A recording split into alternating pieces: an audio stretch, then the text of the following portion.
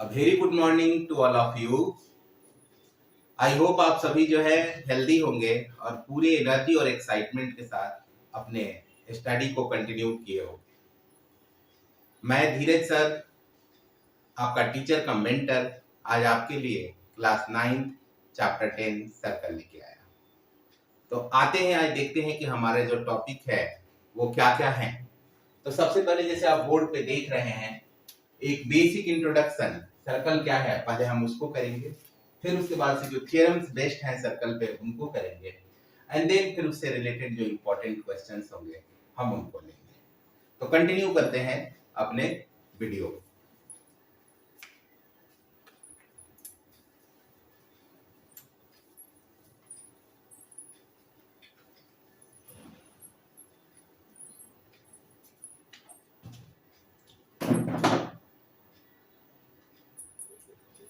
तो अब हमारा सर्कल का जो एक बेसिक इंट्रोडक्शन है, तो सर्कल क्या है ये समझते हैं। तो सर्कल होता है आपका ये एक पॉइंट है, इस पॉइंट से इक्वल डिस्टेंस पे, सपोज आपने एक इक्वल डिस्टेंस यहां से ले लिया, इस इक्वल डिस्टेंस पे बहुत सारे आपने पॉइंट्स ड्रॉ कर लिए और इन पॉइंट्स को इस तरीके से आपने ड्रॉ कर दिया। तो ये पॉइंट्स का ग्रुप है, इसी को हम बोलते हैं सर्कल। ये जो पॉइंट है ये एक फिक्स पॉइंट है और यहां से ये जो डिस्टेंस है इस फिक्स पॉइंट को O मानते हैं और O एक फिक्स डिस्टेंस है जिसको हम R से डिनोट कर रहे हैं। तो सर्कल की डेफिनेशन क्या होगी? Locus of points which are equidistant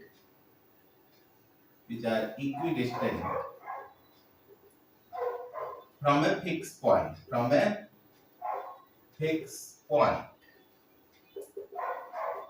तो सर्कल जो है पॉइंट्स का एक समूह है जो एक फिक्स पॉइंट से सर्टेन डिस्टेंस पे, जो फिक्स पॉइंट है इसको हम बोलते हैं सेंटर ऑफ सर्कल। और ये जो डिस्टेंस है इसको हम बोलते हैं R is called radius of circle.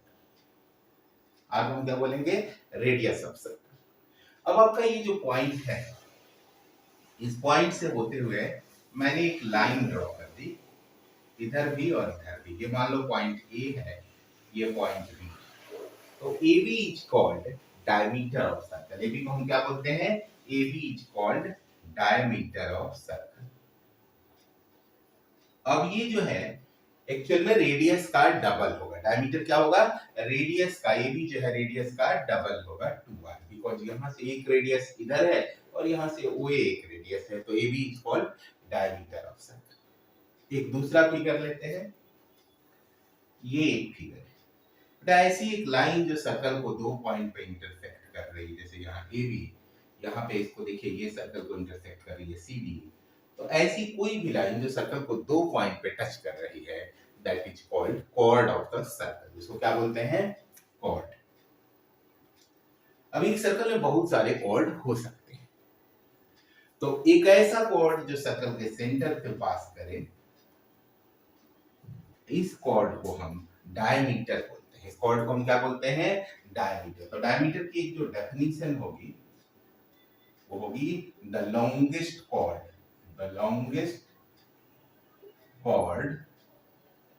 Of a circle. Circle का जो लॉन्गेस्ट कॉर्ड होगा that is called diameter of the circle. अब बात एक और करते हैं। जैसे आपका सर्कल है, तो सर्कल के यहाँ पे ये आपका सर्कल है। अब इस सर्कल में मैंने एक यहां से A लिया और यहाँ पे ये B लिया।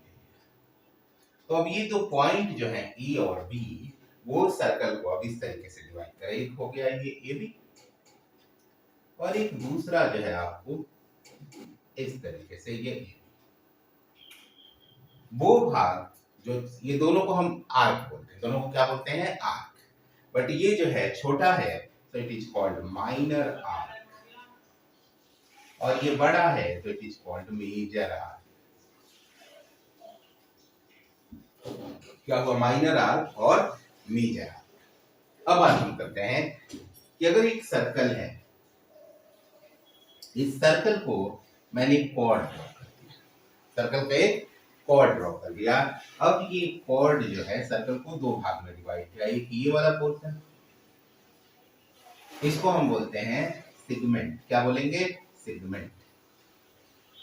ये नीचे वाला भाग भी सेगमेंट है, बट सिंस ये छोटा है so it is called minor segment, और ये बड़ा है so it is called major segment. ये छोटा है और ये बड़ा है, तो बेस्ड ऑन दैट हमने इसका क्या नाम रख दिया? माइनर और मेजर सेगमेंट। अब आते हैं एक और चीज, ये एक सर्कल है, सर्कल को मैंने यहाँ सेंटर है, सेंटर से एक लाइन ड्रॉ कर दी, वो जो रेडियस है, दूसरी लाइन वो भी, ये भी रेडियस है। अब ये जो दो रेडियस है इन्होंने सर्कल को क्या कर दिया? एक ये भाग और एक ये रिमेनिंग भाग। तो जैसे सेक्टर जो है वो दो पार्ट होता है, एक कॉर्ड एक सर्कल को दो भाग कर देती है, one is called minor segment and the second one is called major segment. अब यहाँ पे जो दो रेडियस हैं ये भी सर्कल को दो भाग कर रहे हैं और इसको बोला जाता है सेक्टर। ये भी एक सेक्टर है और ये वाला भी एक सेक्टर है। अब ये छोटा है तो इट इज माइनर सेक्टर और ये बड़ा है तो it is called major sector. आप सेक्टर भी समझ गए हैं। अब एक और चीज, अभी ये आपका एक सर्कल है, अगर ये पूरा बोर्ड को हम एक प्लेन माने तो प्लेन में एक हमारा ये सर्कल हुआ। इस सर्कल ने क्या किया कि देखिए ये प्लेन को किस तरीके से बांटा, एक तो ये ए, यहाँ बी, यहाँ सी, ये सब इसके क्या है? इंटीरियर है। इसको क्या बोला जाता है? ABC is called interior of circle. ABC को हम क्या बोलेंगे? इंटीरियर। तो इंटीरियर में क्या आ गया? ए, बी, सी। अब बात आती है अगर कोई पॉइंट कहाँ है डी या कोई पॉइंट कहाँ ई है तो it is called exterior. Meaning ये है कि अगर कोई सर्कल के अंदर है तो इंटीरियर है और सर्कल के बाहर है तो एक्सटीरियर है। बट अब बात करते हैं कि मान लो कोई पॉइंट ऐसा है जो यहाँ पे है, इसको क्या बोलेंगे? क्योंकि ये ना इंटीरियर है ना एक्सटीरियर है, तो कोई ऐसा पॉइंट जो सर्कल के ना इंटीरियर में हो ना एक्सटीरियर में हो, वो बाउंड्री के ऊपर आए तो उसको बोला जाता है on the circle. On the circle, तो ये पॉइंट एफ हुआ। तो एक तरीके से सर्कल में प्लेन को तीन भाग में बांट दिया, एक इंटीरियर, एक एक्सटीरियर और एक ऑन द सर्कल। सर्कल ने प्लेन को तीन भाग किया। तो हमने सर्कल से रिलेटेड एक तो उसकी डेफिनेशन, दूसरा हमने रेडियस, डायमीटर, फिर हमने देखा आर्क क्या है, सेगमेंट क्या है और फिर सेक्टर क्या है। और फिर उसके आगे हम आके देखते हैं कि सर्कल का जो है आपका interior, exterior, interior and exterior क्या। फिर अब एक बात करेंगे कि सर्कल का सरकमफ्रेंस क्या होगा। कोई पूछता है कि सर्कल का सरकमफ्रेंस, तो देखिए सरकमफ्रेंस का मतलब फॉर्मूला जो है 2 पाई आर होता है। जैसे ये आपका मान लो ये सर्कुलर प्लॉट है। अब इस सर्कुलर प्लॉट में अगर हमें बाउंड्री बनानी हो ताकि वो सर्कल जो है वो प्लॉट हमारा कोई अनऑथराइज्ड पर्सन उसमें एंटर ना कर पाए, तो जब आप बाउंड्री बनाएंगे तो आप क्या करेंगे? ये कॉर्नर पे बाउंड्री देंगे, तो it is called circumference of a circle. अगर बाउंड्री की बात करेंगे तो कहां पे आप देंगे बाउंड्री? सरकमफ्रेंस ऑफ सर्कल में। अगर हमें पता करना है कि सर्कल के अंदर खेती करना है, मान लो इसके अंदर हम कुछ एग्रीकल्चर फार्मिंग करना चाहते हैं, तो वो कहाँ करेंगे? तो इसके बीच में करेंगे, ये सब पोर्शन में, तो उसको बोला जाता है एरिया ऑफ सर्कल। इसको क्या बोलते हैं? Area of circle. और इस एरिया ऑफ सर्कल क्या होता है? तो it is pi R square. Area of circle क्या होता है? Pi R square. तो अगर हम फार्मिंग करनी है तो हमारा एरिया, और अगर हमें बाउंड्री देना है तो वो हमारा क्या हो गया? 2 पाई आर, यानी सरकमफ्रेंस। अब एक चीज और आता है, वो ये है कि कंसेंट्रिक सर्कल्स क्या है। कंसेंट्रिक सर्कल्स,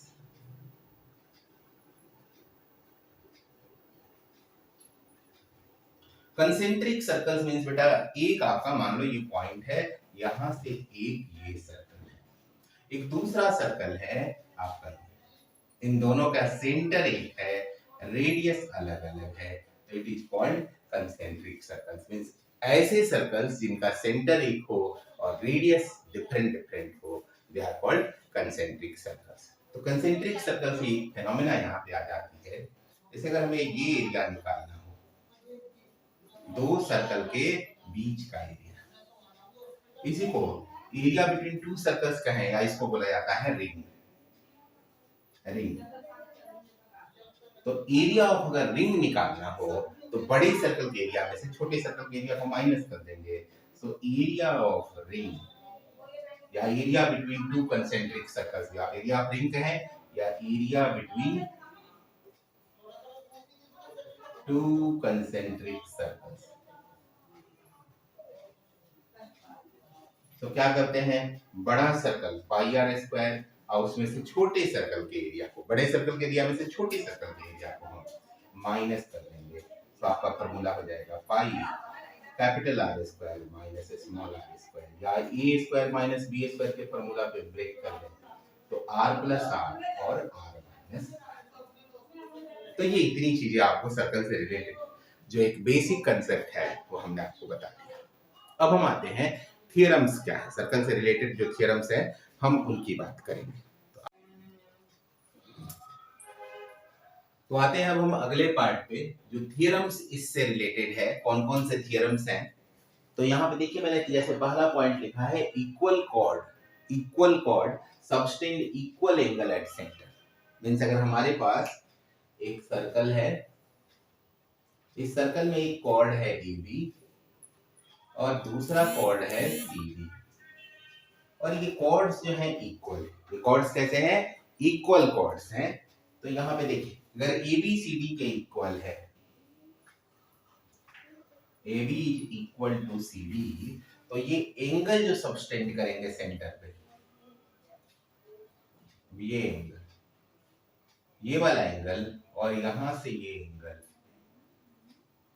दोनों इक्वल होंगे, means angle AOB is equal to COD, यानी अगर कॉर्ड्स इक्वल है तो एंगल इक्वल होंगे। अच्छा, इसका वाइस वर्सा भी होता है, मींस अगर ये एंगल इक्वल होंगे तो दैट मींस कॉर्ड भी इक्वल होगा। तो आपको दोनों तरीके से याद रखना है, इक्वल एंगल होगा तो इक्वल कॉर्ड होगा, और अगर इक्वल कॉर्ड होगा तो इक्वल एंगल होगा।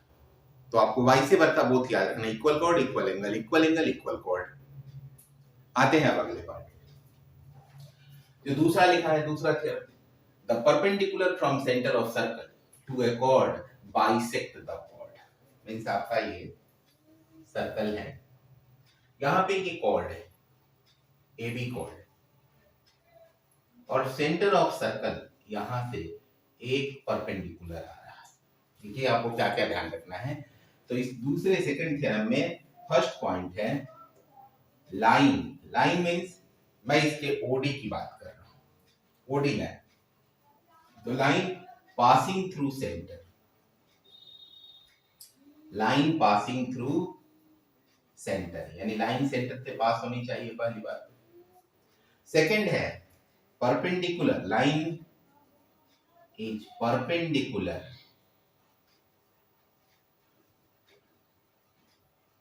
On the chord, line chord पे परपेंडिकुलर ही होना चाहिए। तो पहले तो सेंटर से पास होना चाहिए, दूसरा कॉर्ड पे परपेंडिकुलर होनी चाहिए, और तीसरा bisect the chord, line bisect the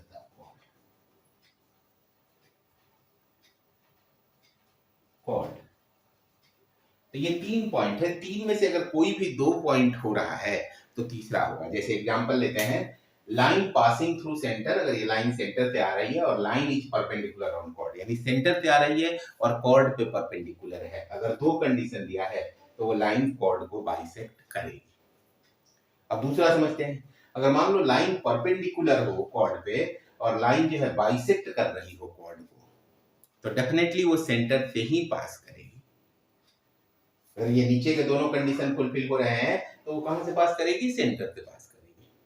अब एक तीसरी बात, मान लीजिए कि पहला कंडीशन दिया है कि लाइन जो है सेंटर से पास कर रही है और लास्ट दिया है लाइन बाइसेक्ट द कॉर्ड, जैसे सेंटर से पास करी या कॉर्ड को बाइसेक्ट भी कर रही है हाफ हाफ, तो इसका मतलब ये है कि वो कॉर्ड पे परपेंडिकुलर भी होगी। तो आप इस 3 पॉइंट्स को समझे, और अगर इन तीनों में कोई भी 2 हो रहा है तो तीसरा ऑटोमेटिक होगा। तो आई होप समझ में आ गया होगा। अगले पार्ट पे आते हैं। तो नेक्स्ट पार्ट कर रहा है इक्वल कॉर्ड्स आर इक्विडिस्टेंट। अगर कॉर्ड इक्वल है, equal chords are equidistant, meaning क्या है इसका? तो इसका मीनिंग ये है कि अगर आपके पास कोई एक कॉर्ड है, ये सर्कल है, एक कॉर्ड है AB और एक दूसरा कॉर्ड है CD। अगर ये कॉर्ड इक्वल है तो सेंटर से जो इनका डिस्टेंस है, मींस अगर ये OE रखे हैं परपेंडिकुलर और ये OF रखे हैं, तो कॉर्ड अगर इक्वल होगा, थर्ड पॉइंट की बात करते हैं, अगर AB इक्वल हुआ CD के, AB is equal to CD, that implies जो डिस्टेंस OE है वो इक्वल होगा किसके? OF। और वाइस वर्सा भी, अगर डिस्टेंस इक्वल है तो कॉर्ड इक्वल होगा। मींस अगर डिस्टेंस इक्वल है तो कॉर्ड इक्वल होगा, और अगर कॉर्ड इक्वल है तो सेंटर से उसका डिस्टेंस इक्वल होगा। तो आई होप ये 3 पॉइंट्स आपको समझ में आ गए होंगे। अब हम आते हैं चौथे पॉइंट।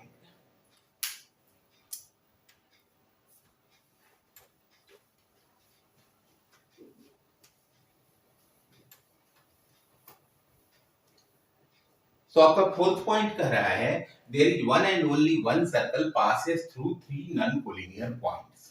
मींस अगर कोई 3 नॉन कोलिनियर पॉइंट्स हैं, आप लोग देखिए ऐसे पढ़े होंगे कि अगर एक पॉइंट हो तो वहां से इनफाइनाइट लाइन ड्रॉ कर सकते हैं, बट अगर ये पॉइंट 2 हो जाए तो वहां से सिर्फ एक लाइन जा सकती है।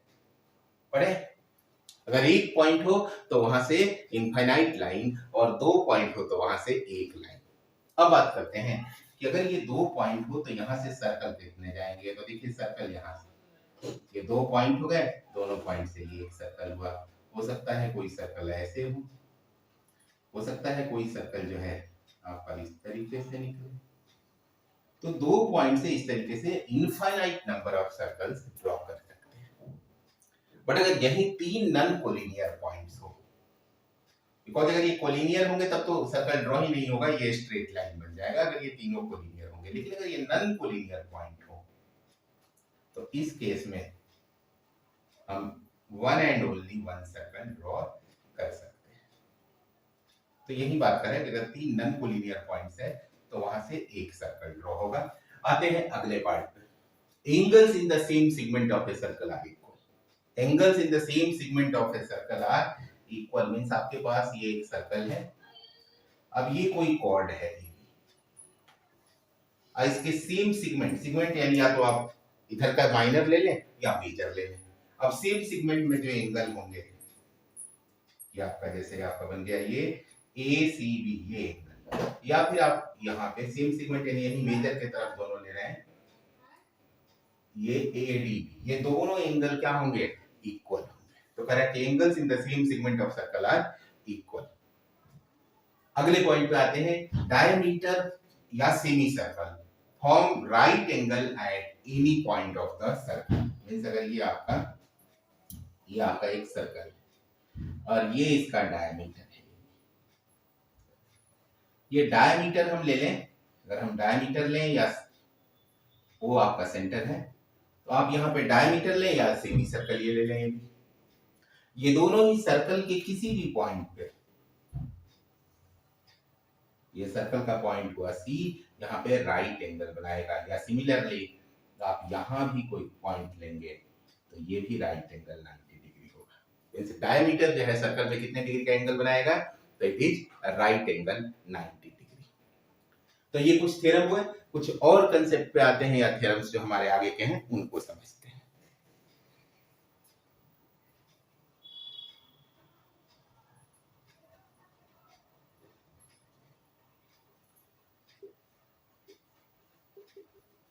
कंसाइक्लिक पॉइंट्स। तो कंसाइक्लिक पॉइंट्स किसको बोलते हैं?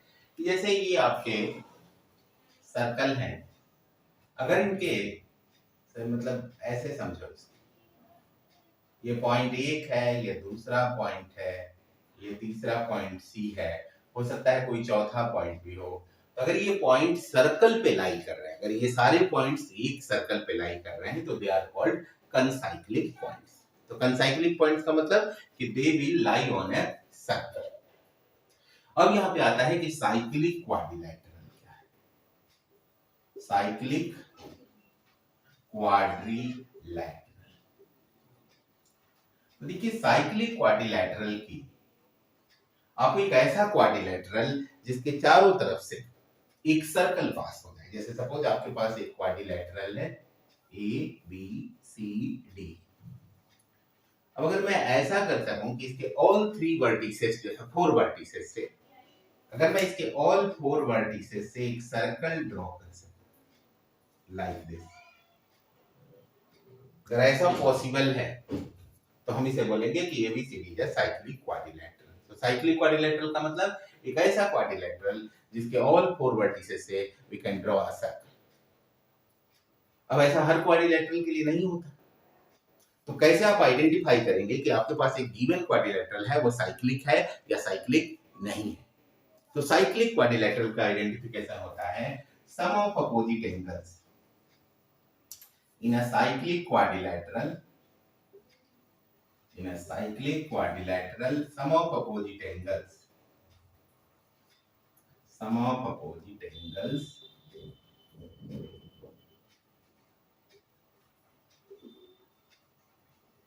is equal to 180। that means angle A और एंगल सी ये दोनों मिला के क्या होगा 180। ये देखिए ये आपका एंगल ए है और ये एंगल सी है। या फिर इसी तरीके से angle B plus angle D ये भी 180 होगा। तो अगर किसी क्वाड्रिलैटरल को आपको चेक करना है कि वो साइक्लिक है कि नहीं है तो आप उसके अपोजिट एंगल को सम कर लीजिए, और अगर वो 180 आ रहा है तो that quadrilateral is a cyclic quadrilateral. तो आते हैं हम अब अगले पॉइंट।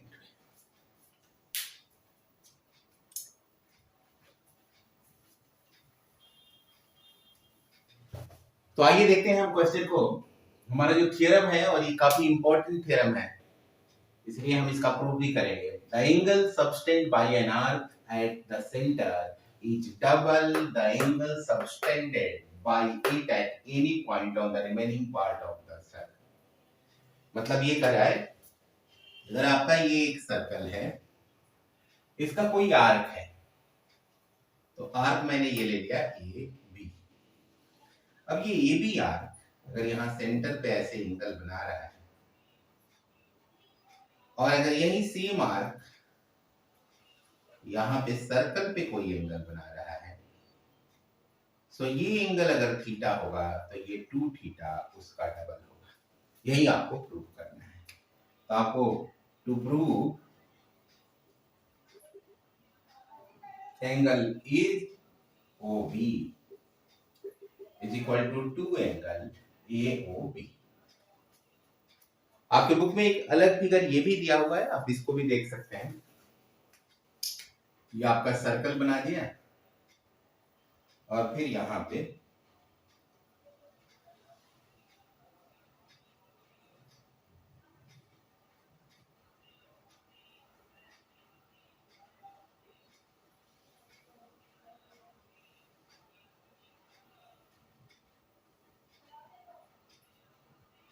तो ये एंगल थीटा, इस वाले एंगल का ये 2 थीटा। अब दोनों ही क्वेश्चंस को सॉल्व करने के लिए हम यहां से देखते हैं कि प्रोसेस इसका क्या है। तो सबसे पहले आप C से O को ज्वाइन कर दो और ये लाइन एक्सटेंड कर दो अप टू D। यहाँ भी C से O को ज्वाइन करते हुए और इस लाइन को D तक एक्सटेंड कर लीजिए। अब देखिए यहां समझिए आप बात, इन ट्रायंगल AOB अगर आप प्रूफ पे आएंगे तो ट्रायंगल AOB AOC, मैं इसकी बात कर रहा हूं AOC, इस ट्रायंगल में जो ये वाला एंगल है और जो ये एंगल है ये दोनों इक्वल होगा, बिकॉज OA OC दोनों रेडियस है। OA is equal to OC दोनों रेडियस है। तो इनके अपोजिट OA के अपोजिट जो एंगल आएगा ACO, एंगल ACO, और OC के अपोजिट ये एंगल आएगा CAO। ये दोनों एंगल इक्वल हो गया, angle opposite to equal sides are equal. अब बात करते हैं, जब ये दोनों एंगल इक्वल हो गया तो by exterior angle property, exterior angle property से आपका जो ये एक्सटीरियर एंगल है AOD, एंगल AOD ये इक्वल होगा ACO प्लस एंगल CAO। अब ACO तो ACO है, मैं CAO के प्लेस पे भी ACO को लिख देता हूं बिकॉज इक्वल है, तो ये हो गया ACO। अब यहां से 2 एंगल ACO ये AOD के इक्वल हो गया। अच्छा, अब सेम काम जो आप AOC ट्रायंगल में किए हैं सेम BOC ट्रायंगल में करेंगे। BOC में करेंगे तो क्या होगा, सिमिलरली ट्रायंगल BOC। अब BOC में क्या देख रहे हैं आप, यहाँ पे ये वाला रेडियस इस रेडियस के बराबर है और फिर इसके अपोजिट का ये एंगल इस एंगल के बराबर हो जाएगा। फिर ये दोनों एंगल जो है इस एंगल को एक्सटीरियर एंगल प्रॉपर्टी लगाएंगे, तो फिर आप लिख सकते हैं angle BOD, angle BOD is equal to 2 angle BCO। ये आपका सेकंड हो गया। अब यहां देखिए 1 और 2 को ऐड कर दें, 1 प्लस 2, तो ऐड करेंगे तो यहाँ एंगल AOD और यहाँ पे एंगल BOD। तो angle AOD plus angle BOD is equal to ये 2 angle ACO plus 2 angle BCO। अब AOD और BOD देखिए, AOD और BOD तो दोनों मिला के क्या हो जाएगा AOB। और यहाँ पे 2 दोनों में से कॉमन, तो ACO और BCO तो is equal to ACB। I hope आप समझ गए होंगे। और इस तरीके से AOB जो है 2ACB, not AOB, ACB, sorry यहाँ पे करेक्ट कर लीजिएगा आप लोग, AOB जो है 2ACB के इक्वल होगा। मैंने बाय मिस्टेक यहाँ भी AOB लिख दिया, तो बाय दैट वे आपका ये थ्योरम प्रूव हो गया। इस थ्योरम का प्रूफ भी बहुत इंपॉर्टेंट है, तो इसलिए मैंने करा दिया। रेस्ट ऑफ द थ्योरम्स जो है उनके प्रूफ एग्जाम में नहीं पूछे जाते हैं, सो हमने उनको नहीं कराया। अब आते हैं अगले पार्ट पे जहां पे हम क्वेश्चंस लेंगे रिलेटेड, तो रिलेटेड क्वेश्चंस जो हम यहाँ पे और सॉल्व करेंगे। सो आइए हम क्वेश्चंस अटेम्प्ट करते हैं बेस्ड ऑन हमारे जो थ्योरम्स हमने किए हैं उनके बेस पे हम ये क्वेश्चंस हैं इनको सॉल्व करेंगे। तो सबसे पहला क्वेश्चन करा है AD is diameter of a circle and AB is a cord. AD जो है डायमीटर ऑफ सर्कल है और AB जो है कॉर्ड है।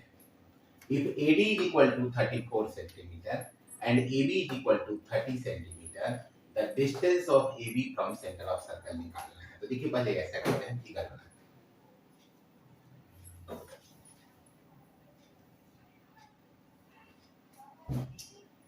AD is diameter of circle,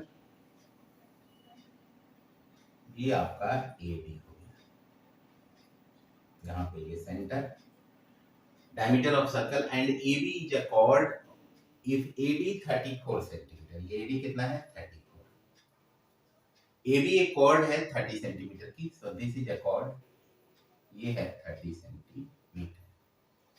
correct the distance of AB from centre of circle is, centre of circle से इसका distance बताना है। डिस्टेंस का मतलब कि परपेंडिकुलर ड्रॉ करना है, यानी अगर ये मान लो परपेंडिकुलर हो गया आपका ये OC जो है परपेंडिकुलर हो गया, तो बताना है कि OC डिस्टेंस कितना है ये कैलकुलेट करना है। तो बेटा आपको एक चीज पता है, अभी थ्योरम जो आप पढ़े हैं कि अगर सेंटर से कोई लाइन आ रही है और वो परपेंडिकुलर है, डिस्टेंस के लिए परपेंडिकुलर ही ड्रॉ करना होगा, तो सेंटर से आने वाली line which is perpendicular on the chord will bisect the chord, वो कॉर्ड को बाइसेक्ट करेगी। तो ये लाइन सेंटर से आ रही है, डिस्टेंस के लिए परपेंडिकुलर आपको लेना पड़ेगा। अगर मैंने परपेंडिकुलर ले लिया तो कॉर्ड को बाइसेक्ट करेगी, मींस ये आधा और ये आधा। अब बात करते हैं कि AB की टोटल लेंथ कितनी है। तो AB की लेंथ 30, यानी ये वाला लेंथ जो AC है वो 15 हो जाएगा, और डायमीटर है 34, तो वो हो जाएगा रेडियस, ये रेडियस है तो ये हो जाएगा 70। अब हमारा ये जो ट्रायंगल बना है, ट्रायंगल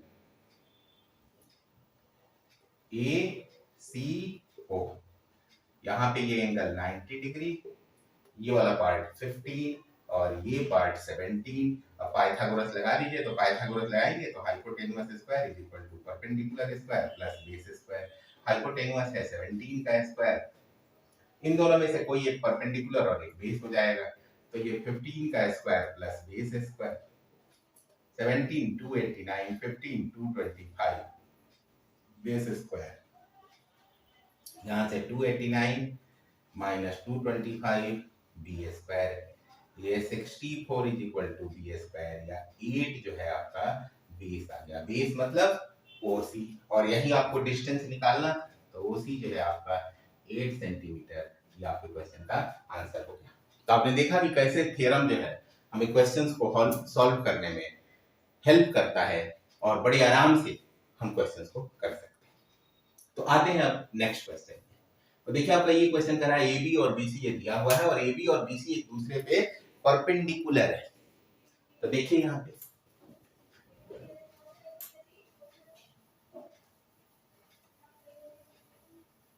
एक लाइन है आपकी AB और दूसरी लाइन है BC। एक लाइन हो गई AB और एक और लाइन है BC, और ये दोनों एक दूसरे पे परपेंडिकुलर है। दोनों एक दूसरे पे कैसी है?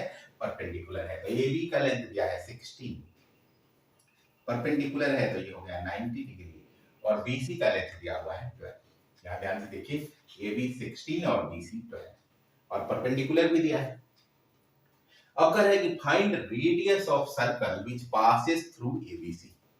अब एक ऐसा सर्कल बनाना है जो ABC तीनों पॉइंट से जा रहा है, तो A से, B से और C से, तीनों से पास करके हुए ये सर्कल ड्रॉ करके अब बताना है कि इसका रेडियस क्या होगा, फाइंड रेडियस। तो बेटा एक बात समझना है, ये जो 90 डिग्री है सर्कल पे बन रहा है, ये 90 डिग्री कहां बन रहा है? सर्कल पे। और आपने एक कंसेप्ट पढ़ा है कि सर्कल पे 90 डिग्री कौन बनाता है? डायमीटर। सो अगर मैं इसको ज्वाइन कर दूं, A से C को ज्वाइन कर दें, तो AC क्या हुआ? AC is equal to diameter, because AC जो कॉर्ड है वो सर्कल पे 90 डिग्री बना रही है। एंगल B कितना है? 90 डिग्री। और हमारा कंसेप्ट कहता है, जो थ्योरम्स हैं वो क्या बोल रहे हैं? सर्कल पे 90 डिग्री का एंगल डायमीटर बना सकता है या सेमी सर्कल बना सकता है। तो हमारा क्या हो गया? AC डायमीटर हो गया। अब यहाँ पे देखिए, ये दो साइड आपको पता है, पाइथागोरस थ्योरम लगा दीजिए, AC आ जाएगा। तो आप वही सेम काम, hypotenuse square perpendicular square plus base square. Hypotenuse आपका AC स्क्वायर, परपेंडिकुलर 12 का स्क्वायर, और बेस जो है आपको 16 का स्क्वायर। सॉल्व करेंगे, ये 144, ये सॉल्व करेंगे 256, ऐड कर दीजिए 400। सो यहाँ से आपका AC क्या आ गया? 20। अगर आप सॉल्व करेंगे तो AC कितना हुआ? 20। अब AC तो डायमीटर है, क्वेश्चन को क्या पूछ रहा है? रेडियस का। तो दैट मींस रेडियस आपका 10 सेंटीमीटर, 20 का आधा कितना हुआ? 10। तो बाय दैट वे आपका ये क्वेश्चन कंप्लीट हो गया। आते हैं हम अगले क्वेश्चन पे, जो यहाँ पे थर्ड क्वेश्चन है। तो देखिए थर्ड कैसे करना है। थर्ड में कर रहा है कि फाइंड एंगल BOC। BOC मतलब ये वाला एंगल आपको बताना है, इसका हमने x नाम रख दी। फिर आगे कर रहा है AOC भी बताना है, AOC यानी इसको भी आपको बताना है, इसका नाम मैंने y रख दिया। आते हैं क्वेश्चन को सॉल्व करते हैं।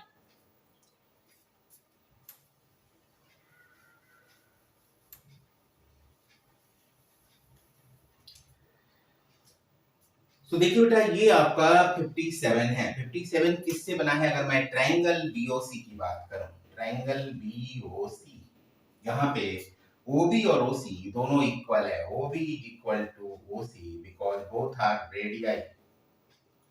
अगर दोनों रेडियस हैं तो इनके अपोजिट एंगल इक्वल होंगे। दोनों रेडियस है तो अपोजिट एंगल इक्वल होंगे। तो उसके हिसाब से मैं कह सकता हूँ angle OBC is equal to OCB, angle OBC is equal to angle OCB, और OCB क्या है 57 डिग्री।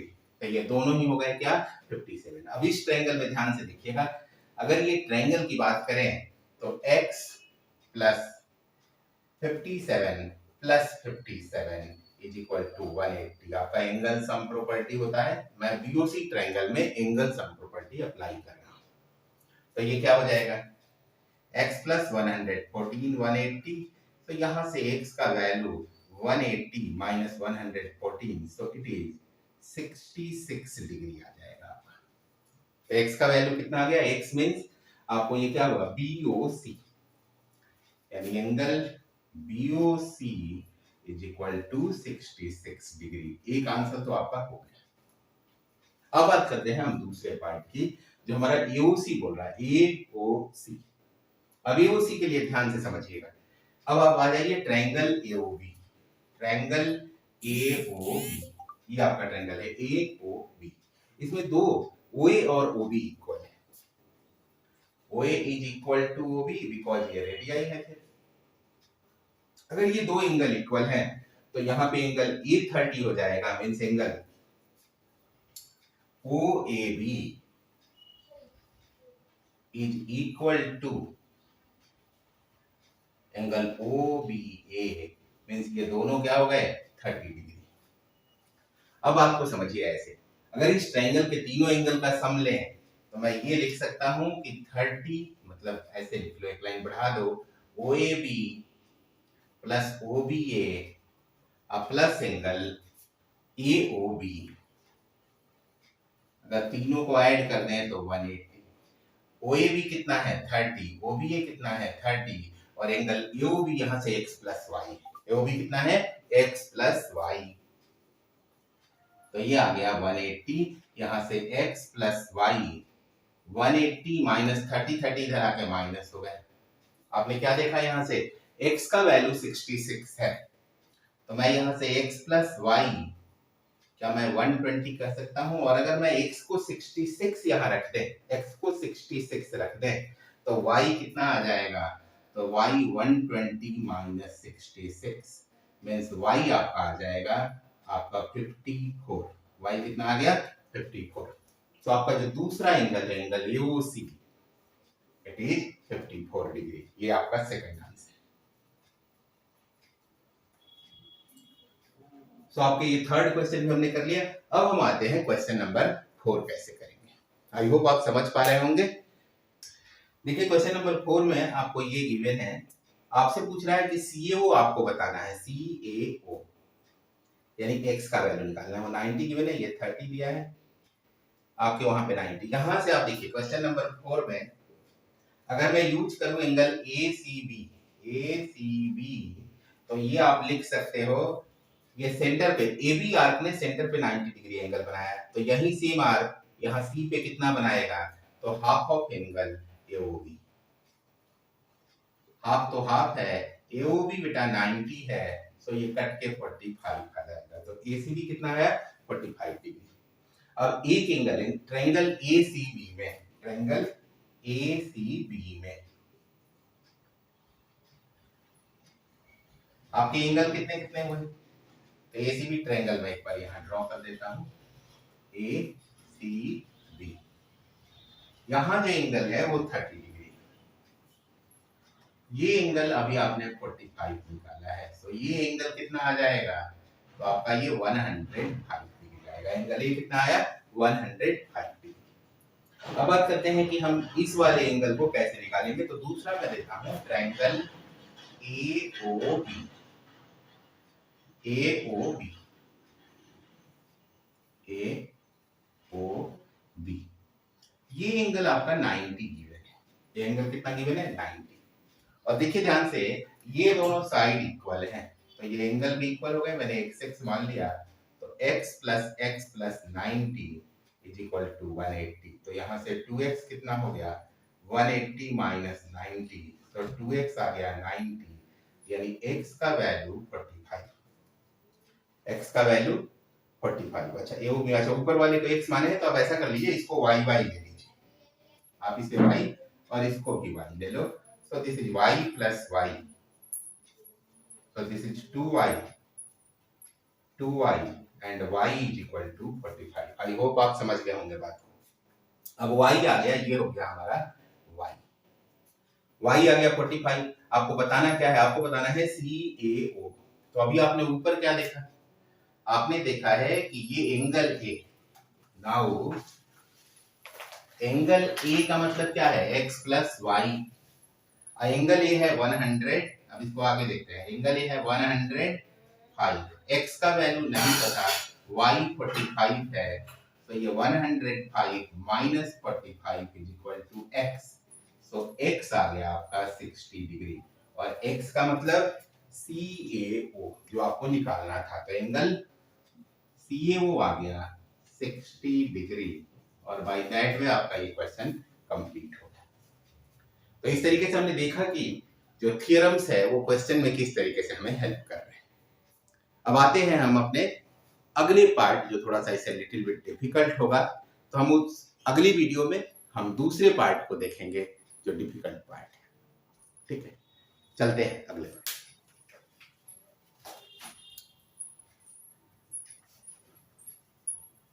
अभी बताओ कि सब बनाएंगे।